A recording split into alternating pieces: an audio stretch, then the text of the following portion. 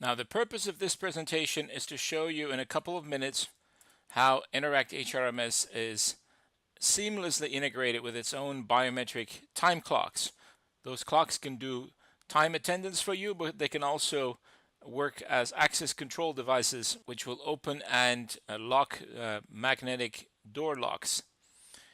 So I'm going to hire Angie Donaldson here. I will put her in the support staff group, specifically in admin services as an accountant. I will choose a picture for her real quick and then give her a salary right here.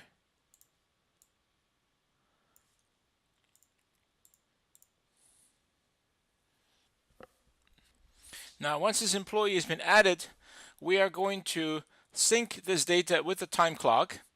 Our system is seamlessly integrated, which means that it can talk directly to these time clocks. It can also read from the time clocks.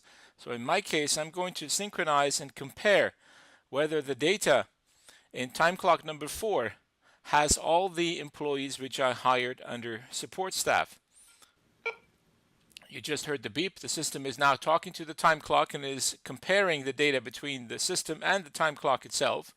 And it'll give me a report in a few seconds that will show me what the difference is.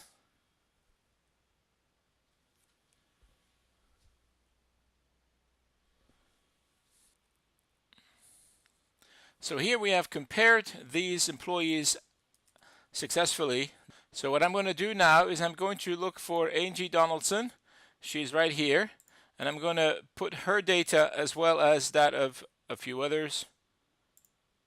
I'm going to transfer that to my time clock. So first I read from the time clock. Now I'm writing to the time clock.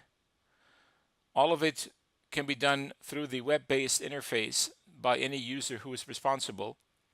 And keep in mind that you can manage any number of time clocks this way. And when I say time clock, I actually mean a biometric device that can do both time attendance and access control. So now we have synchronized the employees that I've selected with the time clock.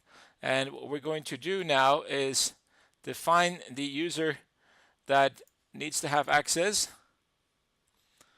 In my case, that is Angie Donaldson right here. So if I use my thumb right now, please try again. The system does not recognize my fingerprint yet. However, I'm now going to enroll my right hand thumb. And you notice again, everything is happening from the web-based interface. And I will wait for the system to prompt me for 3 separate fingerprints of my right hand thumb.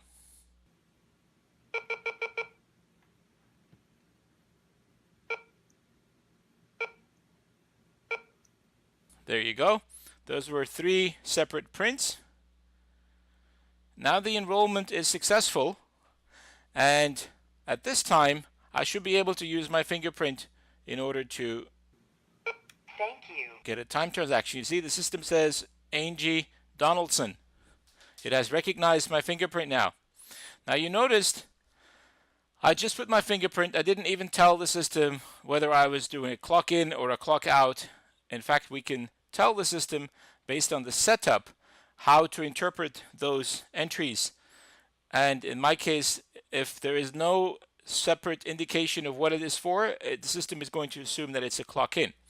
However, you could set up rules and link that with shifts and with other rules to make sure that the system understands whether you are clocking in or clocking out. We also have the ability to check out and use the function keys for checkout, for lunch in, for lunch out, for overtime in, overtime out, whatever it is that you want to do. So in my case, I'm going to say I will do a checkout. Thank you. And now, again, the system has recognized what I was doing, obviously. And now we're going to go and take a look at the time card. Keep in mind that this normally runs in the background. This is a process that will run at night, usually when all the time transactions need to be read. I'm doing it instantly here in order to demonstrate to you how the interface really works. And all I need to do now, I've read the time transactions. I'm going to go and take a look at the timesheet. One of those is the loaded batch timesheet, which gives us all the data that we need and allows us to go and work with it. So you see now it's saying I clocked in at 15:53, I clocked out at 15:54 for Angie Donaldson.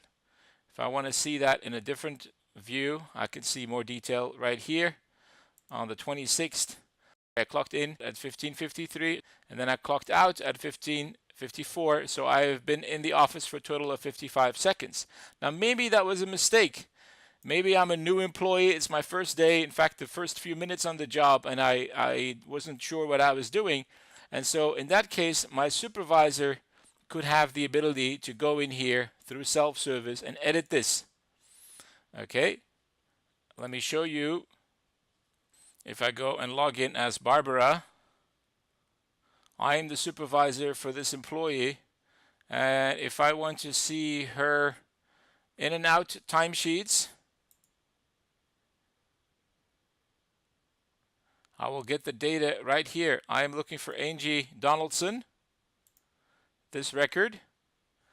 And the system has some rest days set up based on the shifts and all that. Ignore that for now. You notice right here is the record for Angie. She's supposed to clock in, or she has been recorded as clocking in at 15:53, clocking out at 15:54. I could now go and modify this as a supervisor and say, in fact, she clocked out at 23:54. First day, was not aware of the clock rules. Okay, those are my comments, because I do need to put in remarks if I'm going to change anything. And then I can go ahead and update this timesheet entry. And now that information, that will be approved. Now we have a timesheet which can post to payroll, and payroll can be run automatically for that. If we are missing clock in transactions or clock out transactions, the color coding will show that.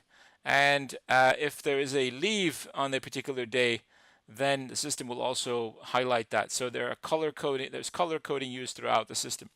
There's much more that we can talk about in terms of shifts and schedules and overtime calculation, etc. All of that can be automated, but we'll show you that in different presentations.